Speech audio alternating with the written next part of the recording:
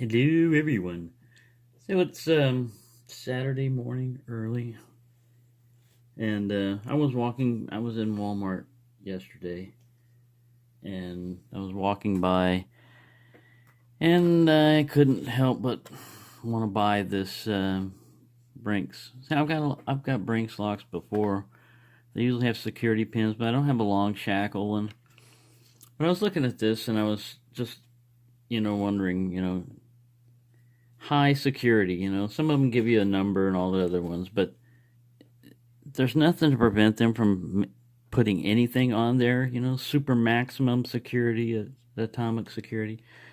All right, so this is a high security lock, right? Well, most high security locks don't have the key bitting right there marked on the key. So you're carrying this thing around in your keychain, and to look at a profile and to know that, that's a 5, and that's a 4, and that's another 4, and then there's a 3 and a 2. Looking at that profile, you might see a slope, but it'd be hard to remember that. But if you've got a number there, somebody can just look down at that number and instantly know the exact bidding for that key. It can make a duplicate right like that. So high security, right there, they got marks, going against them. Yeah, cut resistance and all this other stuff, and you might say, yeah, grind that off or whatever, but it's in there pretty solid. They shouldn't have to do that. Yeah, that makes it easy to duplicate a key for somebody with a code thing, but it also makes it easy for them to get in there. So, that's marks against them right there, and like I said, you just got to take all this with a grain of salt. A lot of stuff they put in here. Some of this should probably be accurate. They probably do have a hydraulic press with a transducer on it, to measure the pressure and everything. And they'll know that, but that just tells you get a bigger bolt cutter, if that one only does that. So, anyway, I had to get it anyways. It was not high dollar. I think it was like $7 for this, but still, I thought it would be fun to try to do an out-of-packet pick. And I picked up one of these again. What I think is kind of ironic is it's a knife blade, right? But you need a knife to get into it. Unless you got like super sharp fingers, there's no cutaway thing. And this thing's shrink wrapped on there pretty good. So you need a knife to get into your knife because you need a knife. So that's kind of ironic there. But I'm going to try to do an out-of-packet pick. That's why this thing's taking so long. Maybe I'll speed it up if the lock gives me a lot of resistance. There. But I wanted that to get into this without cutting my arms off and everything. Ooh, nice and sharp. Don't cut into your lock. It should be cut resistance, right? It's got 2,800 pounds of cut resistance, and this is not that sharp, so maybe they weren't talking about that kind of cut resistance.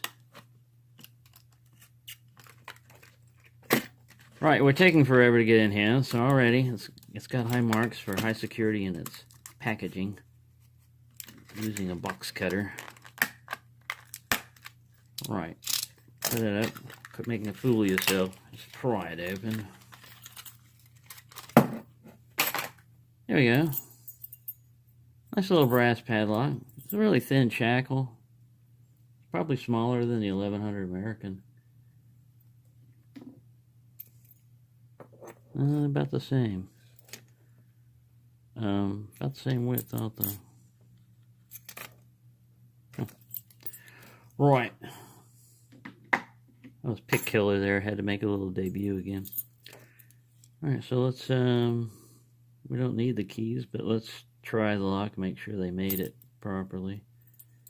I can get these keys off here. Man. You know what? The hell with the keys. They'll rattle around and they'll make noise, but I'll just hold them in my hand. I'm going to do an in-hand pick on this, or try one. What we got here? I've got to find my picks now. Let's see if it takes a big one. Nope. It's going to take a smaller than a 1.2. This is a 0.08. Probably be too small. But we'll see. Yeah, it's a little bit small. Let me find the 1 if I can. that's part of the reason why the packet picks take so long, is you've never encountered. Oh, I've encountered Brinks before, but never encountered this lot. All right, 1.0 fits in there perfectly. Get back here. See that? He did a backflip. All right, I got a bunch of picks down here lined up. Make sure I'm in camera because the vise is kind of in the way. And I'm going to try single pin picking it first, just to see how pick resistant it is. There's 5 pins, so one feels springy, 2, 3, 4. Make sure I'm in camera here. I'm trying to go bottom of the keyway on this. I hate those keys rattling around like this, like that. Stop that. Gotta click out of 1.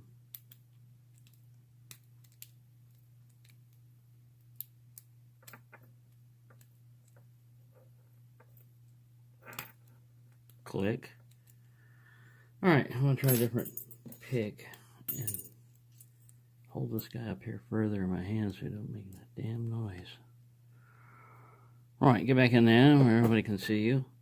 Something landed. Oh, that was my knife again. Open knife. And this time I only had my sandals on. It was barefoot. So that would have stuck in my foot real good. You'll probably hear that one time. I'll put that video up. Ah! What was that? Oh, it was just me stabbing myself in my foot with my own knife.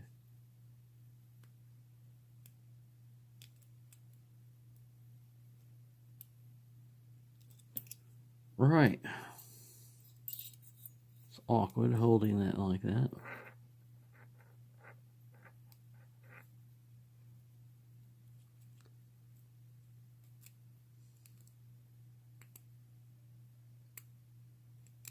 Listen to the doves hoot.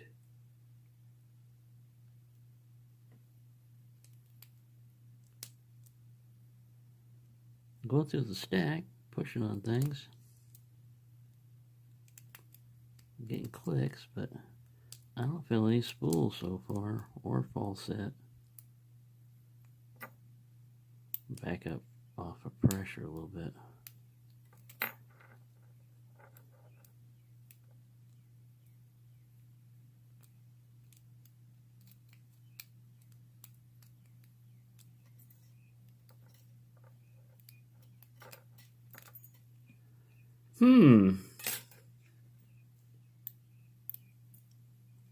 I released tension and felt that maybe I'll have to stick this puppy in a vise. Usually I try to pick padlocks in hand if they're not too big, just because that's more a way you encounter them. A vise helps for like locks, like challenge locks and door locks and stuff, because they are mounted in a flat surface. There we go. Put up a little bit of a fight. I bet it's shimmable. Look at that. It's probably shimmable and bypassable in many ways. But there you go, a little out of pocket pick for. This is what I was trying to get off, those rattly guys. And there's your bitting, which they proudly tell you right there, you know, is 5, 4, 4, 3, 2, which is pretty flat. So how long am I in here? 8 minutes. Let me see how susceptible it is to other than single pin picking. I really didn't feel any spools. I didn't. I know they probably got them in there. I'm gonna try top of the keyway and a city rake. See how that does. I'm kind of using the city rake like a hook. I can't help. I've lost my. Like I said, the first thing I used to do when I would see a lock like this was Bogota it. You know, I would try a Bogota or a snake, and I would get right in there like that. See? And then you'd say, well, this lock is not that hard. But when you try to single pin pick it, it takes a little bit longer. But see, that's why I wouldn't call that a high security lock, actually.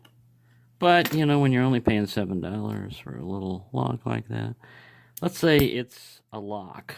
Why don't we just say it's a lock? So thank you for watching. There's your Brinks, and the model number, let's get that one there, is 1614201. High security. Not if somebody's carrying around a Bogota and knows what to do with it. They'll be in it in a couple of seconds. A few seconds, I don't know, maybe a couple. So thanks for watching. Everyone enjoy themselves. I will eventually try to get back to my challenging challenge lock, but right now I'm giving it a rest. Because if I could get into that one that easy, then it wouldn't be a challenge lock.